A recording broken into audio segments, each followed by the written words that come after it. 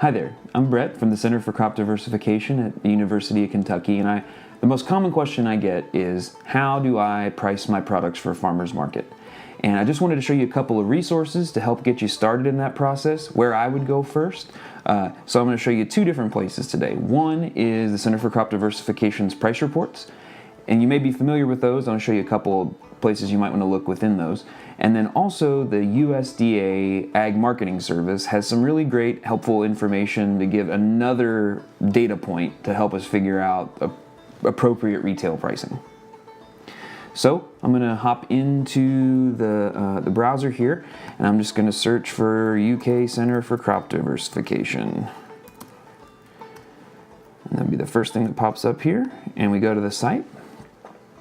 And within the site, the price reports are listed there. There's lots of different other resources to take a look at, but today we're going to focus on Kentucky Farmers Market Reports. And right at the top here, we have this publication, and it's from 2017. Hopefully we'll have another one of these in 2018 or 2019 this year. But this is going to show you some helpful information about averages and a little bit more stable pricing across the course of a year. And so we can scroll down, there's lots of information. These are some just straight up averages across the whole season in different markets. That's something that one of our markets requested. I think that's helpful. And then also these graphs, which show variable pricing across the season. Blue is for urban markets and orange is for rural markets.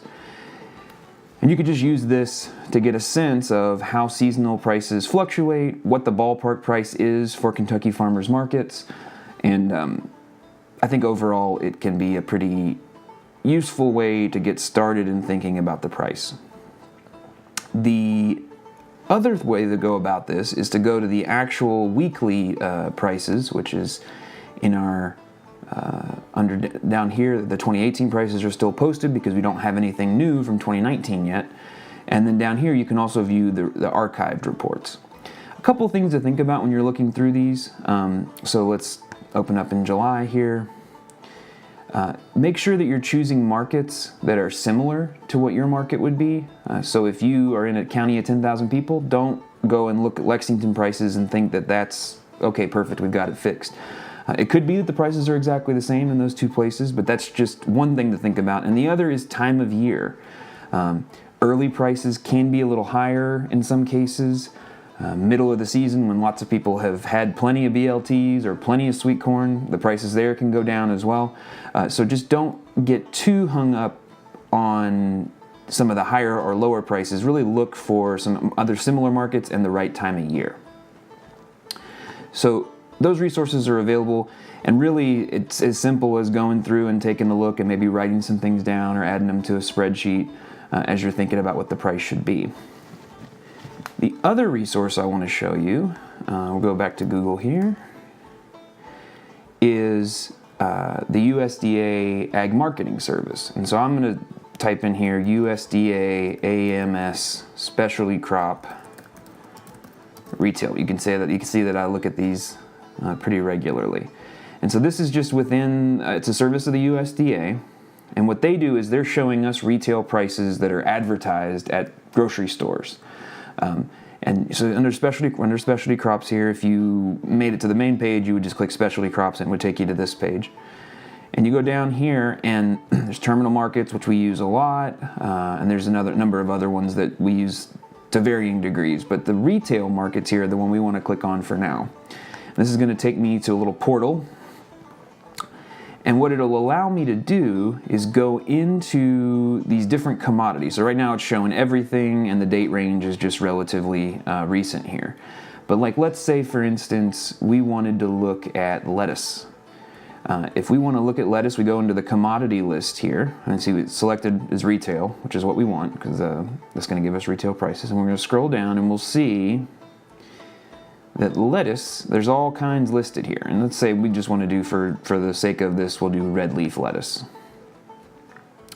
Now I'm going to scroll down a little bit more, and this is just the different regions of the United States. And so if you want everything, that's great. We're roughly in the Southeast. Sometimes I'll do Midwest as well. So I'll click Southeast for now, and I'm going to say everything, not just organic, and I don't want to exclude organic. And then the date ranges. Now, if I'm a high tunnel or greenhouse, probably a greenhouse grower, I may have stuff to offer during this window. However, if I'm interested in maybe a traditional season, I can also change that too.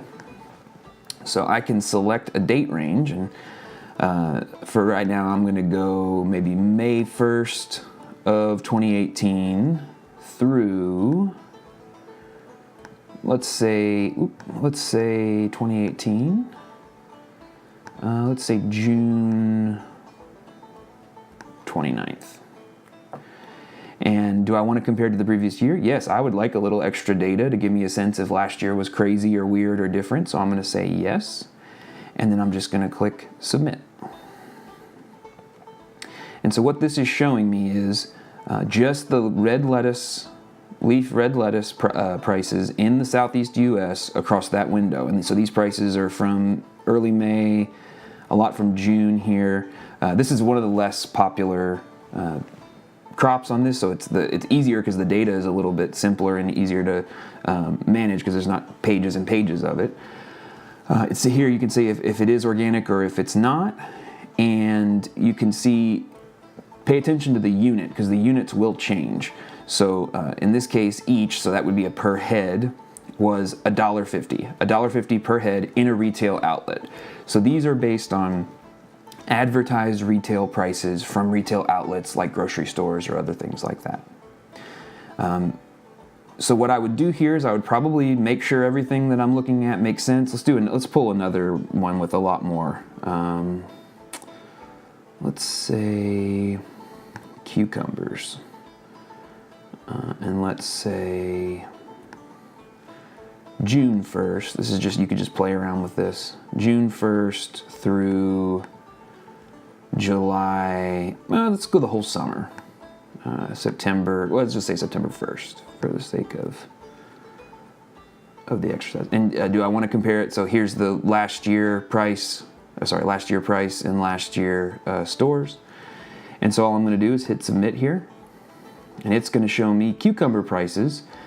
You want to pay attention in this case to things like variety and environment. So some of these are coming out of greenhouses, some of these aren't, but it's going to show me per unit. So it's a per pound. So these are 98 cents per pound as compared to $1.17 each.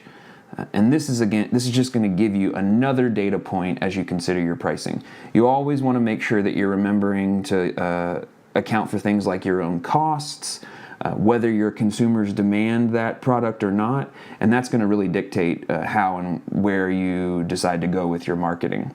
But these are just a couple of resources. Hopefully that's helpful. If you want more information or you want me to go in more in depth, comment below and let me know.